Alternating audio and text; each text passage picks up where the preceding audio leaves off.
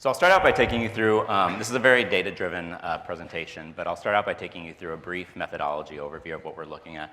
And I'll go through some of the top industry trends that we're seeing right now, and then looking at some of the audiences, some of the consumers who are driving the rise of the subscription box industry. Start looking at some of the traffic sources too, where the sites are getting their visits from, and then a quick wrap-up at the end.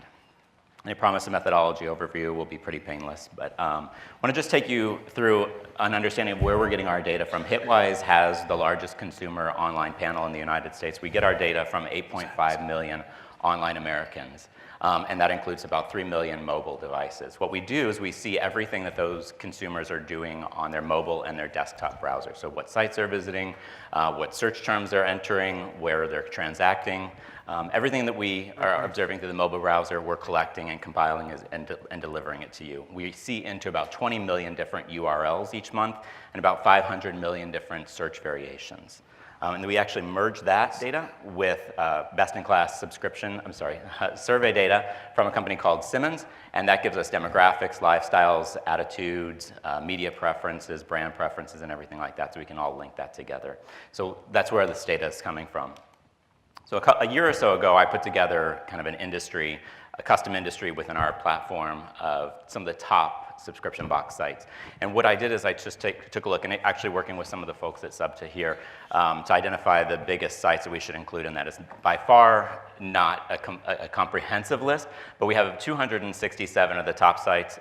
Some of them that you see here on your screen, by all means, not all of them are here, but you'll see the sites that are in it. But putting together this custom industry of sites to get a better understanding of what's happening. And just so you understand the sites, the selection criteria that we use to select some of the sites is that the businesses needed to be either exclusively or primarily focused on delivering a subscription box. So we're not really looking at traditional retail companies that are adding subscription box, because that would give us a false insight into what's actually happening, because we don't want to track their growth behavior. So we're looking at most of the pure play performers here, and we want to constantly add sites as they're coming online. That was it. So let's look at the industry trends that we're seeing so far. Since April 2014, we've seen an 831% increase in visits to the subscription box industry in the United States. In January and in March this year, the visits surpassed 40 million each month. It was about 36 million in April 2017 this year. We actually see, I'm not sure if you can actually see, the spike there in January is pretty normal. We see if you kind of come back a little bit, about 12 months, you can see another spike in January, December. We've traditionally seen a spike in the winter months, often driven by kind of a surge in people going to like meal delivery services to kind of start off their New Year's resolutions. So that's a common spike that we see. Another thing we see often will spike in March around like Mother's Day. People also kind of pick up subscription services around Mother's Day. But those are usually the highest months that we'll see during the year, so we may or we may not hit, go back above 43 million this year, but if the industry continues to grow, we might see a nice bump. If we look at the top subscription sites in the industry that we're measuring, we see Ipsy, Blue Apron, Dollar Shave Club, Home Chef, Stitch Fix, HelloFresh, Birchbox, Loot Crate, FabFitFun, and Bespoke Post. Several of those are getting over 2 million visits each month. And so these sites alone, I think they account for about 70% of visits to that custom industry. So what you're seeing happening on these sites here is really driving what's happening in the industry overall. So I wanted to kind of just play a little game. So I don't have everything set up with the polling thing yet, but some of these sites are actually doing really big business right now. I don't think people understand exactly to what level some of the subscription sites are equal to when it comes to traditional retailers. So if you want to take a guess, we saw Ipsy had about 5 million visits last month in April. If you want to take a guess about what traditional retail site that might equate to, throw out some guesses. Macy's? Sephora. It's actually equal to about J.Crew in terms of size, in terms of monthly visits. That's not measuring sales, it's measuring just visits to the site each month. And that also is about in the same ballpark of Pottery Barn, Land's End, Bloomingdale's. It's actually ahead of Bloomingdale's, Gap, and Express each month now. The second site was Blue Apron, which had about 4 million visits, plus or minus, in the month of April. Any guesses for Blue Apron? You know. So you've got, that's pretty much on par with Anthropologie, Banana Republic, Ann Taylor Loft, and it's actually ahead of companies like Crate & Barrel, Hollister, Williams-Sonoma, and a lot more.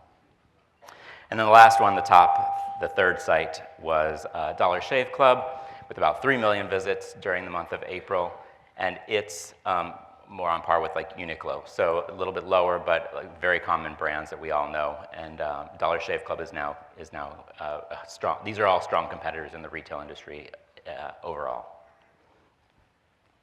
So if we were to break down that custom category of the top subscription sites into subsectors, we look at beauty, we put them in beauty, food, apparel, lifestyles, which would include kind of some of those like crafting sites or kind of nerd box, loot crate, those types of kind of special interest sites, pets and kids. And we see about beauty and food occupy about a third each, with beauty just edging out food. So between those two industries alone, that represents about 2/3 of the subscription box industry. We see apparel with about 16%, and lifestyle at 12%, and in kids and pets around 2% each, but those are both growing. If we were to kind of go back to that same chart that we looked at before, showing the visits on a month-over-month basis back to 2014, you can see how they look broken down by industry. And the pet industry was actually the fastest growing in terms of sheer number of visits from 2014 to last month. It increased about 3,000%, but it increased off of a very low starting point. Lifestyles increased the second most, followed by apparel and food, and those four industries grew at faster rates than average. Beauty and kids actually grew at a slower rate than average. There's a bit of a shakeup in the kid industry with Citrus Lane closing, so we do see some more growth in the kids space today, but back 3 years, it's a little bit slower. If we look at kind of how that share breaks out against all those sites here, you can see how the share grew from 2014 through today. We see, again, pet industry growing, tripling its share since 2014. The lifestyle also growing very fast, as well as apparel and food. Beauty has actually lost a little bit of share, but it's still the largest piece of the pie, and kids have gone down a little bit too. So if we look at the top sites in each of those individual categories, we see in the beauty box category, of course, it's Ipsy is the #1 site with about 5 million visits, though visits to that site year over year were down about 31%. Birchbox 2 saw a decline over the last year. Dollar Shave Club is #3 and still growing. FabFitFun doubled its visits over the last year. If we look at some of the companies that are kind of in the radar, on the rearview mirror, we see. Sorry, I can't see some of that stuff here. Dr. Squatch, it's a men's soap and fragrance company. It is now the 10th largest site in the beauty segment and growing very fast, about 300% year over year. And we see Lola, which is a feminine hygiene delivery product focusing on organic and natural products. And that company is also growing really fast in the last year. So ones to keep your eye on. So in the food site space, this again is growing really fast. Blue Apron is #1 and still growing. Home Chef is #2 and almost quadrupled its visits during the last year. HelloFresh increasing, and Plated Grays was a snack box company, and it's gone down about 48% in the last year. So I'm not sure if the snack category is suffering, and kind of the industry in general is moving more towards the full prepared meal space. In terms of companies to keep your eye on, Sunbasket, which partnered with Williams-Sonoma, has grown a lot in the last year. It's now the #10 food delivery company, and Green Chef, which focuses on organic and natural ingredients. So both of those are growing really quickly. And in the apparel space, Stitch Fix is still #1 and growing, as Bespoke Post and Dia. Dia has actually increased by more than 10 times in the last year. And 5-4 Club coming in at number 3. Gwynnie Bee is down about 23% year over year. If we look at the companies in this space to keep an eye on, Le Tote, which is like kind of the handbag subscription model, they're growing quite fast, and they more than doubled their monthly visitors in the last year. And sock companies, Sock Fancy, and others in this same space are growing. So kind of looks to be the accessories industry is kind of starting to come up behind the apparel providers. If we look at the lifestyle sites, So Loot Crate is number one, but these Loot Crate and Nerdbox, these companies that are kind of going after the gamer, the nerd set, they don't seem to be performing as well year over year, and they might need to look at diversifying their audience, but they're still doing incredibly well. Loot Crate has over 2 million visits during the month of April, but Grove.co and Mystery Tackle Box are both growing really well. If we look at some of the sites to keep an eye on, just make sure. A Causebox, so just like I think it's Globin, both of these are kind of artisan, kind of with 10,000 Village-like subscription model services. And then Knit Crate. In fact, we see Knit Crate and then a couple of other Yarn Box and Globe, quilting companies are also starting to grow. So kind of craft sites seem to be among the trend of growing sites in that space. Go back to kids sites here.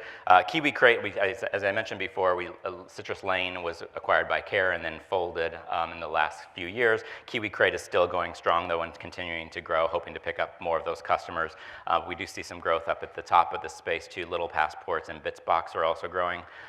Companies to keep an eye on include Awesome Pack and Groove Lab, which is a partner with Consumer Reports, not Consumer Reports, Popular Science, I think. Sorry, my notes here aren't advancing. So then we'll go on to the pet box space. So the pet box space is really defined by BarkBox. It accounts for about 78% of visits to this category alone, and it almost grew by almost 7 times during the last year alone.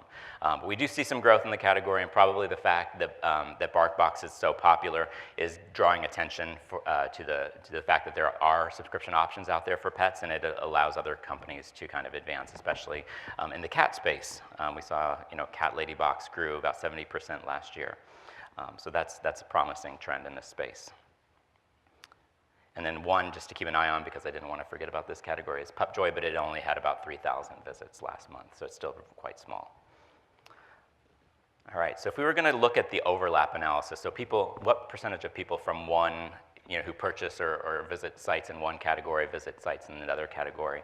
We see in the food preparation space, we see about people who visit food sites are about 6 times or more likely to visit beauty or grooming sites, 6 times more likely to visit apparel sites, 17 more times more likely to visit lifestyle sites, and they're more likely to visit pet sites. Actually, once you subscribe to one box, you're more likely to subscribe to a box in another category.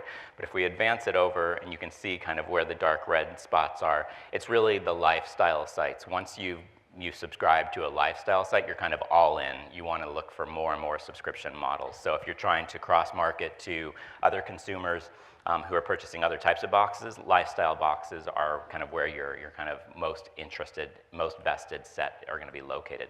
Kids boxes, it seems like people who are purchasing kids boxes definitely more likely to buy other boxes, but it's the lightest category, so they might be buying for somebody else as gifting and not necessarily using them themselves, so not as much opportunity among the kids box set.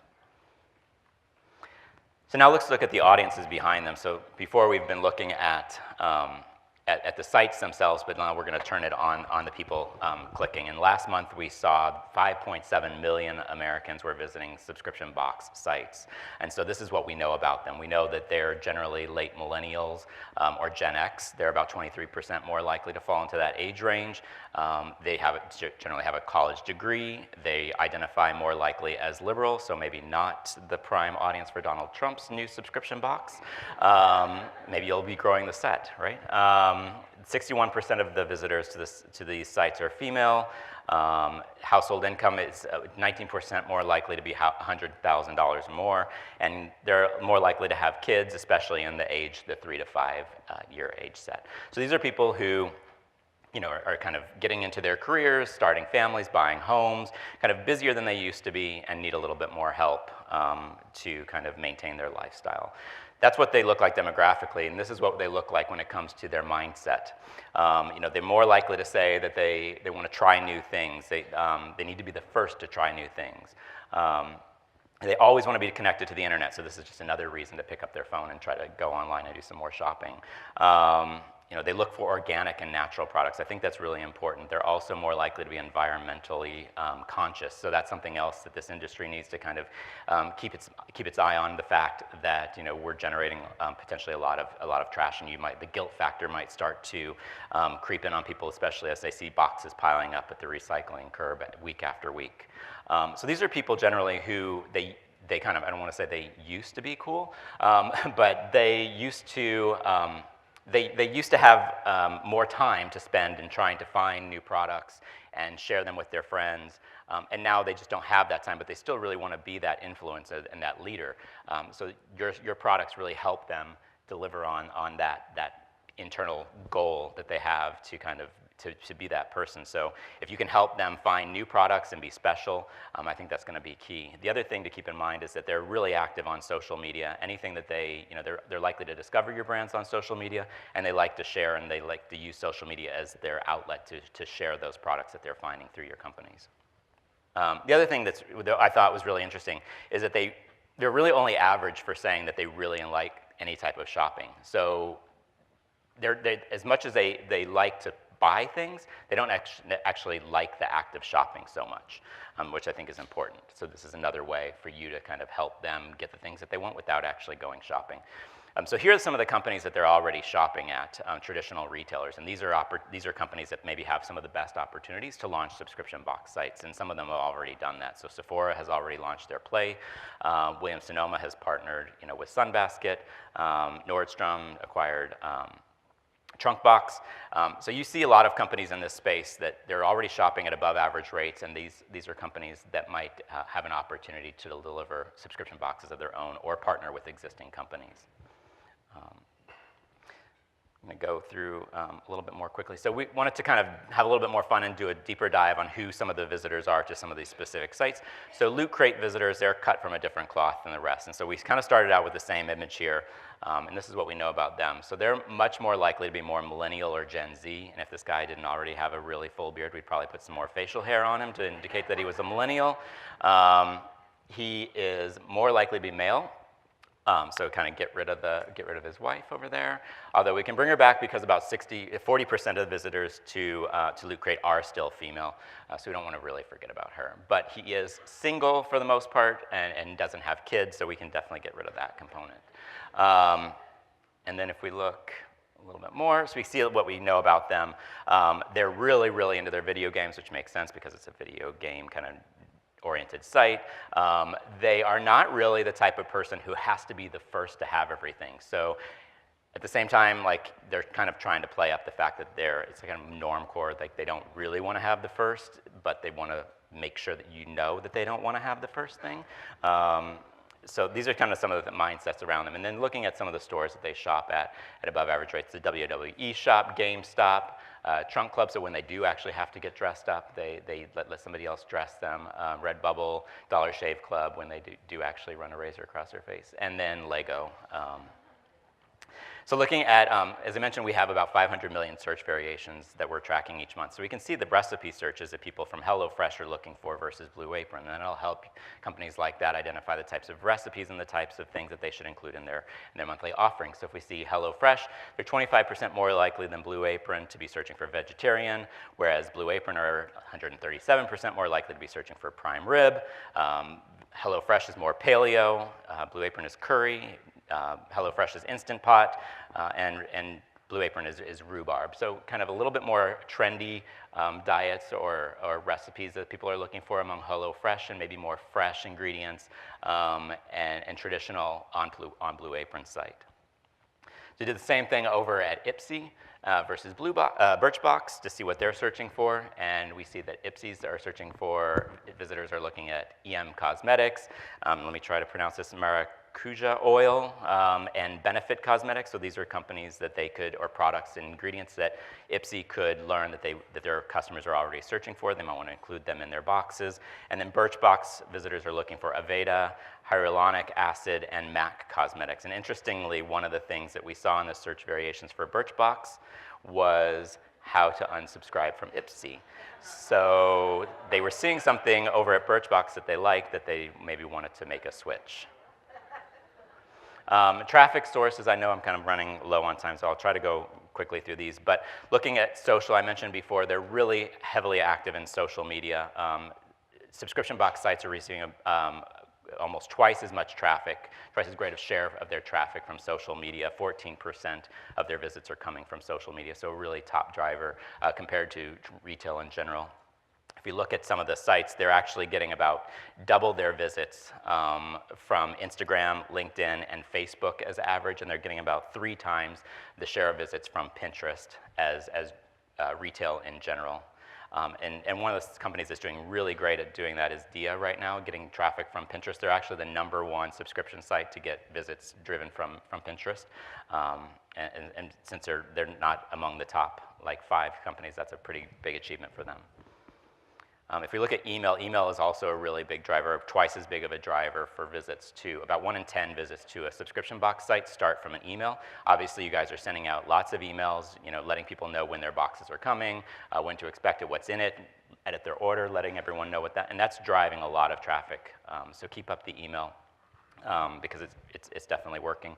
And then looking at affiliates, we can see that affiliates are getting just about the same, about 1 in, 62 visits or so to subscription box sites are coming from affiliate sites, which is a little bit below what the retail industry is seeing right now, so maybe we could do a better job of looking at exploring affiliates. So the #1 driver of affiliates is My Subscription Addiction, which is driving about 1/3 of visits from the affiliate traffic set. And then if we look at search, search is still the biggest driver. It's driving about 1/3 of visits to subscription box sites, but it's less than retail in general. But it's still incredibly important because it's how people are finding you. If we look at a couple of trends, in fact, 1 in every 52 searches to sub-box sites include the words review or best. So again, make sure that you're hosting reviews on your own sites and creating content that might attract some organic search. In fact, one of the things we saw here is we looked at, this will also help you identify kind of marketing opportunities. Best meal delivery service. That first hump there is Christmas, followed by kind of New Year's, and then the second one is Mother's Day. So we see that people are really more likely to be looking for these services around Mother's Day than even around the holidays. Another one to keep an eye on is the fact that 1 in almost every 260 some odd searches include the word cancel, so how to cancel. I think this tells us that we can do a better job at making it clear how people can get out of their subscription services, because if you're frustrating them, they're going to go to social media and complain. People are going to read reviews, and they're going to think twice about subscribing to one of these sites. So make sure it's very clear and easy to cancel their services. And here's actually how to cancel Blue Apron.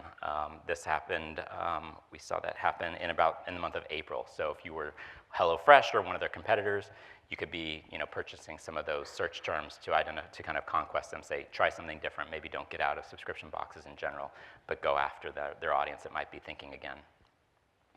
And just last slide here, talking about mobile. I know it's the last slide, but it's really important. If we look at the share of visits to traditional sites, all sites in general, we're getting about 35% of visits are coming from mobile devices today. Retail sites overall are getting even more, and subscription box sites have the most visits, about 52% now, to be specific, are getting, so it's a majority mobile industry right now. So more visits are coming from mobile devices, which means that your sites need to be responsive. They need to take into consideration that people are primarily interacting with your brand via mobile devices.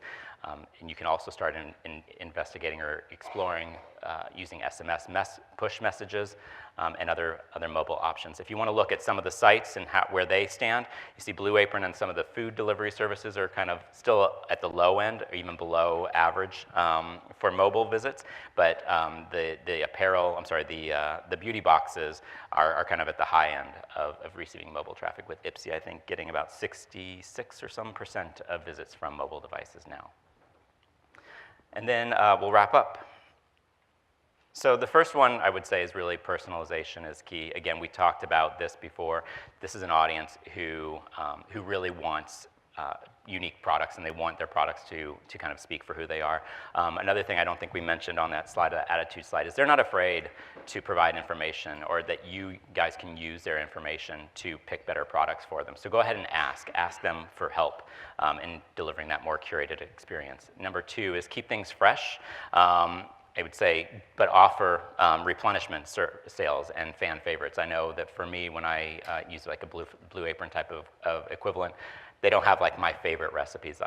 Sometimes I'll cancel a week because I want to just eat something that I really like because I can't get something that I really like from their company.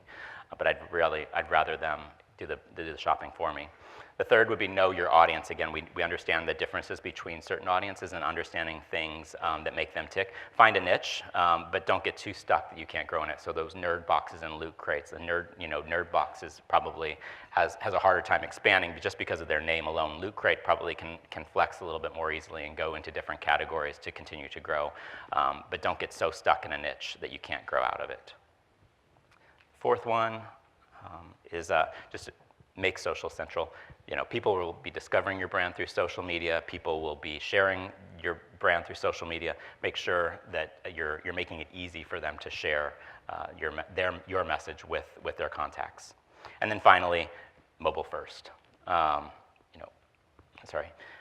majority of your consumers are engaging with your brand via mobile devices. Make sure that you're mobile first and keep that in mind. So that's it.